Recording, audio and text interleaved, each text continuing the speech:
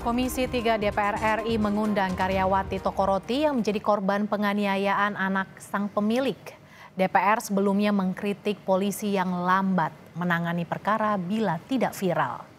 Komisi 3 mengundang DA, karyawati korban penganiayaan anak pemilik toko roti dan Kapolres Metro Jakarta Timur, Kombes Nicholas Ari Lilipali.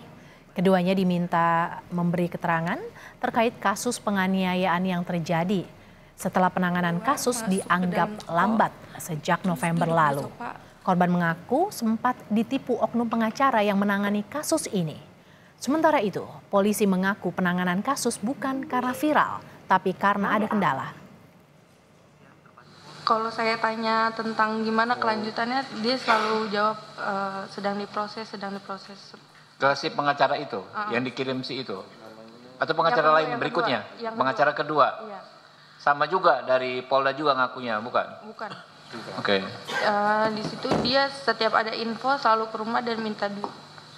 Mama saya sampai jual motor. Jual motor? Iya. Yang dilaporkan pada kami pada saat itu adalah pidana umum biasa. Tidak ada kasus tertangkap tangan ataupun kasus viral. Dan pada saat pemeriksaan klarifikasi pertama, tidak ada data-data yang disampaikan tadi oleh Ayu disampaikan kepada penyidik terkait dengan yang beredar di media sosial. Saudara, sederet kasus hukum yang telah dilaporkan ke polisi kerap mandek alias tidak dilanjuti. Banyak kasus baru diproses setelah viral di media sosial. Karena itu istilah no viral no justice pun muncul di masyarakat sebagai bentuk kritik kinerja kepolisian. Pelarian GSH, anak bos toko roti yang menganiaya karyawannya di kawasan Cakung, Jakarta Timur, berakhir sudah. Polisi menangkapnya di sebuah hotel di Sukabumi, Jawa Barat. GSH kemudian ditahan di Mapolres Metro Jakarta Timur dan terjerat pasal 351 dengan ancaman hukuman 5 tahun penjara. Penganiayaan bermula saat DAD, seorang karyawan toko roti milik orang tua GSH, menolak disuruh untuk mengirimkan makanan ke kamar pribadi pelaku. Tak hanya dianiaya, korban juga mengaku kerap dihina pelaku yang mengaku kebal hukum. Pesan GoFood minta saya untuk nganterin ke kamar pribadinya. Tapi di situ saya nolak karena pertama itu bukan tugas saya, terus itu juga kita udah bikin perjanjian sama keluarga, dari pihak keluarga untuk tidak nganterin makanan si pelaku lagi ke kamar pribadinya karena di situ juga dia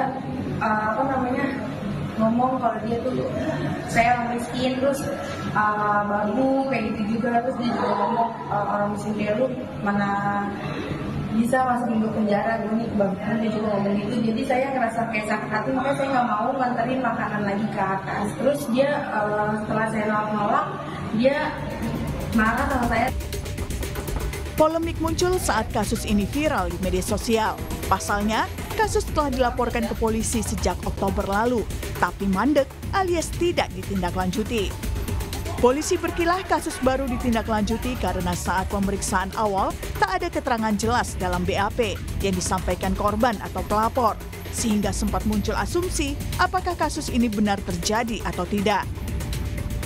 Dari tahap penyidikan kita, saat ini kami sudah mengamankan saudara terlapor dari Jenderal GSH tersebut yang bersangkutan bersama dengan keluarganya berada di Hotel Anugrah Sukabumi pada hari subuh tadi pagi tanggal 16 November 16 Desember tahun 2024. Kami saat ini masih dalam proses penyidikan. Kami melakukan langkah-langkah sesuai dengan SOP yang berlaku dalam penegakan hukum. Kasus hukum yang ditindaklanjuti polisi setelah viral memang sudah sering terjadi. Karena itu, istilah no viral no justice pun muncul di masyarakat sebagai bentuk kritik kinerja kepolisian. Kasus Mario Dandi misalnya, penganiayaan anak pejabat pajak ini terungkap setelah viral di media sosial. Mario menganiaya seorang remaja hingga mengalami koma. Buntutnya, Mario diseret ke meja hijau dan divonis 12 tahun penjara. Tak hanya itu, profil ayahnya, Rafael Alun, ikut terseret hingga tindak korupsinya terbongkar.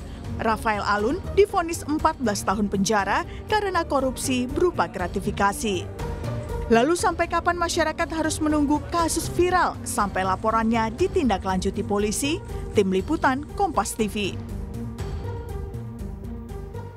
Salah satu kasus viral yang melibatkan anggota polisi adalah kasus penembakan siswa SMK di Semarang dalam program Sapa Indonesia Pagi.